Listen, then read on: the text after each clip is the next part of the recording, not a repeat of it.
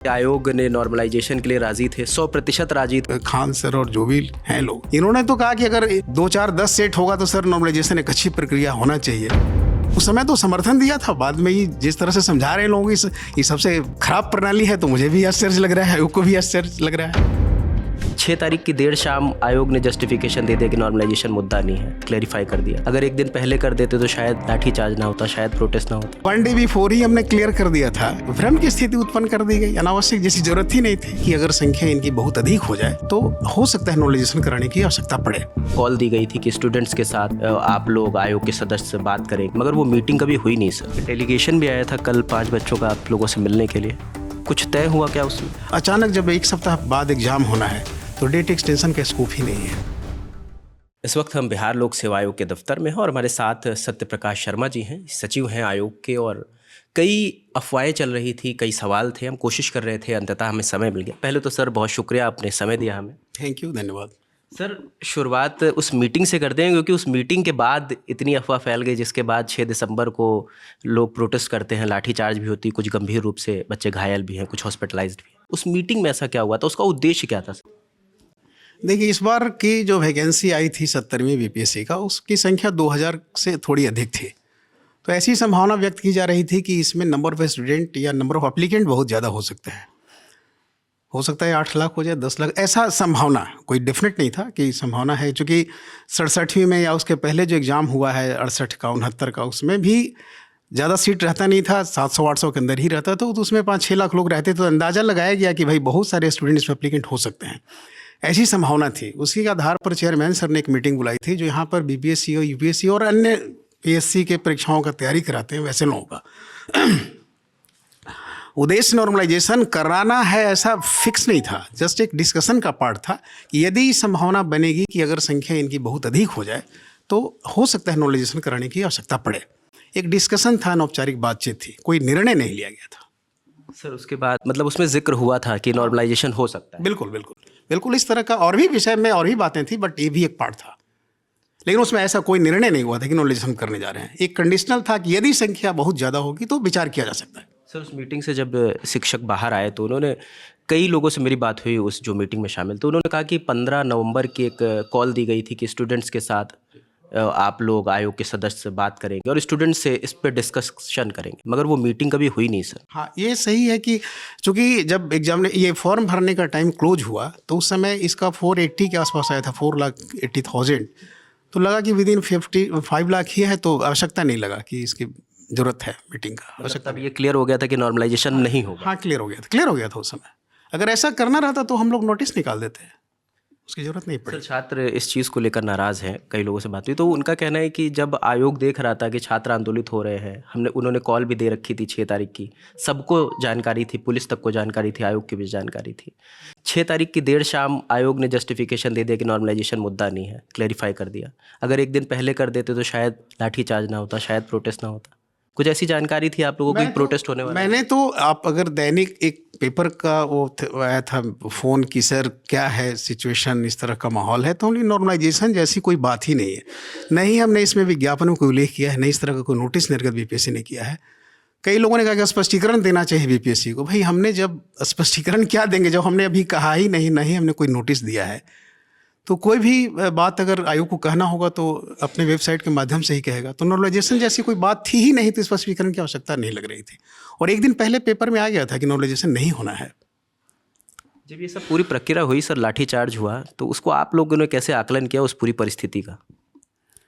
देखिए, ये जब पता चला कि ये लोग धरनार्थी आएंगे आयोग कार्यालय के सामने, हालांकि चीज़ें बहुत क्लियर हो गई थी, तो लॉ एंड ऑर्डर की सिचुएशन न बने आयोग के सामने, इसीलिए प्रशासन को लिख दिया गया था कि इसका ध्यान रखें।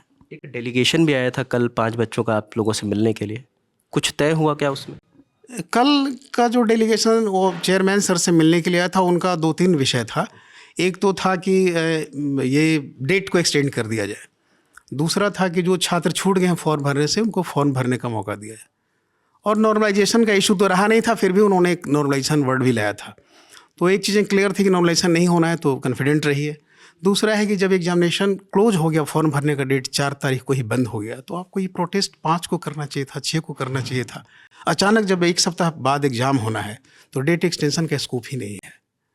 ये प्रॉब्लम था। दूसरा था एक तो ये था, और दूसरा सर्वर वाला इशू था, कह रहे थे कि सर्वर। हाँ, सर्वर इशू भी बता रहे थे, लेकिन लास्ट 4 डेज का जो आईटी डिपार्टमेंट आयोग का जो डिटेल्स निकाला था उसमें 1,30,000 लोग लास्ट 4 डेज में फॉर्म भरे थे। सबसे बड़ी बात है कि जिसमें डेट एक्सटेंशन हुआ था और अपील भी किया गया था, उसमें नोटिस में लिखा हुआ था कि अंतिम दिन का प्रतीक्षा मत कीजिए, फॉर्म भरिए।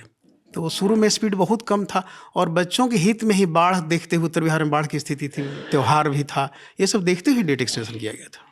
सर एक छोटा सा सवाल ये भी है कि खान सर हैं, रहमान सर हैं, इन दोनों की तरफ से कहा गया, कल ही मेरी रहमान जी से बात हो रही थी तो वो कह रहे थे कि आयोग ने नॉर्मलाइजेशन के लिए राज़ी थे, 100% राज़ी था आयोग नॉर्मलाइजेशन लाने के लिए। वो ये देख रहे थे कि छात्र अगर प्रोटेस्ट वगैरह नहीं करते तो हम नॉर्मलाइजेशन लागू कर देंगे। वो कह रहे हैं कि कोई क्लिप है, अगर वो बाहर आ जाएगी, आयोग अगर जारी कर दे वो क्लिप, तो सब दूध का दूध पानी का पानी हो जाए। कुछ ऐसा था सर? देखिए, सबसे पहले तो मैं बता दूं कि आयोग जो मीटिंग करता है सबका वीडियो रिकॉर्ड क्यों करेंगे बताइए? तो ट्रस्ट पे चलता है ना, व्यवस्था इंटीग्रिटी पे चलता है। अब हम हर बात के मीटिंग को वीडियो रिकॉर्डिंग करें, इसकी ज़रूरत नहीं पड़ती है, फैक्ट्स आना चाहिए। तो जिस दिन मीटिंग हुई थी उसमें कुछ टीचर उसके सपोर्ट में भी थे, कुछ उसके विरोध में भी थे। तो मैंने शुरू में ही क्लियर कर दिया था कि नॉर्मलाइजेशन फाइनल ही नहीं था, उसमें कोई ऐसा इशू नहीं था। तो आप जिसकी बात कर रहे हैं, जिस खान सर और जो भी हैं लोग, इन्होंने तो कहा कि अगर 2, 4, 10 सेट होगा तो सर नॉर्मलाइजेशन एक अच्छी प्रक्रिया होना चाहिए। इन्होंने मतलब समर्थन दिया था मीटिंग? उस समय तो समर्थन दिया था, बाद में ही जिस तरह से समझा रहे हैं लोगों को ये सबसे खराब प्रणाली है, तो मुझे भी आश्चर्य लग रहा है, आयोग को भी आश्चर्य लग रहा है। ये तो दावा कर रहे हैं, इन्होंने तो एक प्रोटेस्ट पूरा निकाला कई हज़ार बच्चों का। रहमान सर मुझसे बता रहे थे कि, और वो खड़े रहे जब तक नॉर्मलाइजेशन, आप लोगों का आदेश नहीं आ गया कि नॉर्मलाइजेशन नहीं होगा। ये तो बता रहे हैं कि 1 डे बिफोर ही हमने क्लियर कर दिया था, सेक्रेटरी के कैपेसिटी में हमने किया था, in the full knowledge of chairman. ऐसा नहीं कि चेयरमैन साहब को पता नहीं था कि हम लोगों ने क्या क्लियर किया है। तो ये तो एक भ्रम की स्थिति उत्पन्न कर दी गई, अनावश्यक, जैसी जरूरत ही नहीं थी। तो इन लोग पे कोई क्या कार्रवाई होने वाली है आप लोग की तरफ से? ये तो आयोग ही निर्णय लेगा इस पर क्या किया जा सकता है। ऐसे चेयरमैन सर के नॉलेज में सारी चीज़ें हैं, देखते हैं क्या होता है। सर इसमें एक बस 2 सवाल है मेरे, ज़्यादा टाइम नहीं लूँगा। एक सवाल ये भी है कि छात्रों का कहना है कि पहले हमारे सेंटर पास पास पड़ते थे, मगर इस बार आयोग ने हमारे सेंटर बहुत दूर दूर डाल दिए हैं।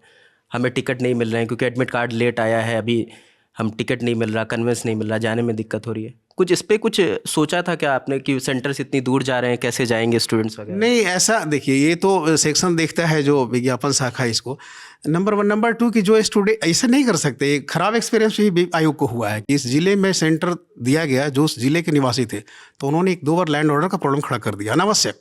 अच्छा, ये भी सिचुएशन से गुजरा है आयोग। और ये जानबूझ के कोई नहीं दिया जाता कि आपको बहुत दूर दिया जाएगा। जो स्टूडेंट हैं, तैयारी कर रहे हैं, वो दूरी को देखकर वो अपना प्रोग्राम नहीं बदलते हैं, वो परीक्षा देते ही देते हैं। सर एक छोटी सी रिक्वेस्ट है, एक विवेक है, एक लड़का जिसके लाठी चार्ज में चोट लग गई, डिवाइडर में लड़ गया, उसका पैर टूट गया। कल परसों मेरी मुलाकात है उससे, तो उसने कहा कि अगर आयोग से कभी मुलाकात हो तो एक छोटी सी अर्जी पहुंचा दीजिएगा कि अगर उनका सेंटर शायद दूर पड़ गया है, औरंगाबाद पड़ गया है, पटना रहते हैं, वो चाहते हैं अगर आयोग किसी तरह से उनका सेंटर करीब कर दे, क्योंकि उन्हें स्ट्रेचर पे ही जाना पड़ेगा और वो एग्ज़ाम देने के इच्छुक हैं। तो क्या ऐसी कोई व्यवस्था हो सकती है? ऐसा कोई आवेदन तो हम लोग को मिला नहीं है। अगर आवेदन मिलेगा तो चेयरमैन सर के नॉलेज में डाल के सुधार ऐसा मुमकिन है सर? हो सकता किया जा सकता है अगर ऐसी परिस्थिति बनती है तो। बहुत बहुत शुक्रिया सर इतना समय देने के लिए। तो ये हमारे साथ आयोग के सेक्रेटरी थे सत्यप्रकाश शर्मा जी, जिन्होंने, हम लोग कोशिश कर रहे थे कि जो अफवाहें हैं वो क्लियर हो जाएं, आयोग अपना स्टैंड, क्योंकि क्लियर है तो बात करने में कोई हर्ज नहीं है। तो ये सारे सवालों के जवाब थे जो स्टूडेंट्स मांग रहे थे, आयोग की तरफ से आ गए हैं। इन सवालों पर क्या कहना है हमें कॉमेंट सेक्शन में ज़रूर बताएं। कैमरे के पीछे प्रशांत है, मेरा नाम रजत है। देखते रहिए द लल्लन टॉप। शुक्रिया।